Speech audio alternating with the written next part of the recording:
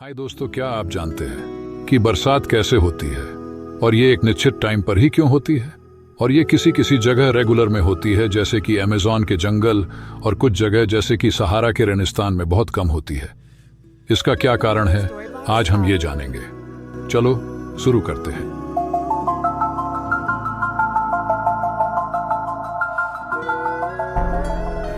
वर्षा एक प्राकृतिक घटना है जो लाखों वर्षों से पृथ्वी पर हो रही है। यह हमारे इकोसिस्टम का एक मैंडेटरी हिस्सा है जो हमारे ग्रह पर जीवन को बनाए रखने में महत्वपूर्ण भूमिका निभाता है। बारिश एक जटिल प्रोसेस है।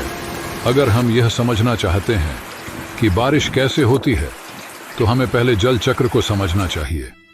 जल चक्र, जिसे हाइड्रोलॉजिकल चक्र के रूप में भी जाना जाता है। जल चक्र में हम पृथ्वी की सतह पर ऊपर और नीचे पानी की निरंतर गति को समझते हैं। यह सूर्य की एनर्जी से इंस्पायर्ड है, जो पृथ्वी की सतह को गर्म करता है और पानी को महासागरों, झीलों और नदियों से इवेपोरेटेड करता है।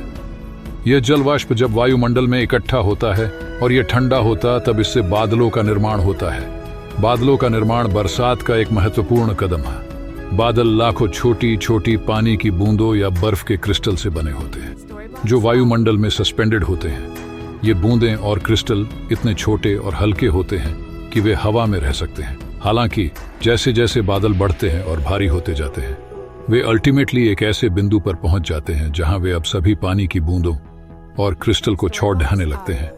ये तब होता है जब बारिश बनाने की प्रोसेस शुरू होती है। बरसात या वर्षा वो प्रोसेस है जिसके द्वारा पानी स्नो या ओलों के रूप में बादलों से पृथ्वी की सतह तक गिरता है।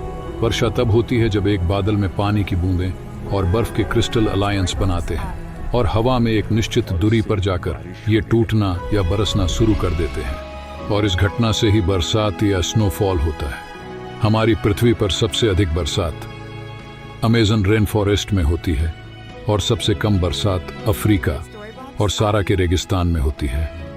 भारत में सबसे अधिक बरसात चेरापूंजी नामक जगह होती है और सबसे कम बरसात राजस्थान और मध्य प्रदेश के कुछ क्षेत्रों में होती है। गिरने वाली वर्षा का प्रकार वायुमंडल के तापमान पर निर्भर करता है।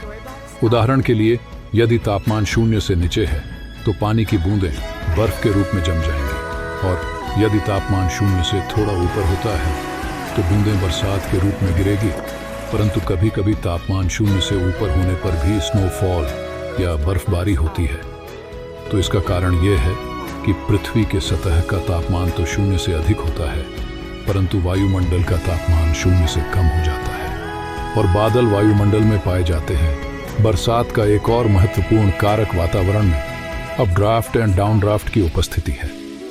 अपडेट बढ़ती हवा है जो पानी की बूंदों और बर्फ के क्रिस्टल को उच्च ऊंचाई तक ले जाती है, जिससे वे बड़े और भारी हो जाते हैं।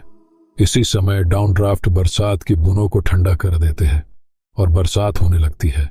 अंत में बारिश एक जटिल प्रक्रिया है जिसमें जल चक्र, बादल निर्माण, वर्षा, न्यूक्लिएशन और वायुमंडलीय परिस्थितियां शामिल होती हैं। ये कारक बरसात जैसी घटना को बनाने के लिए मिलकर काम करते हैं, जो हमारे ग्रह और सभी जीवित प्राणियों को जीवित बनाए रखने में मदद करती है।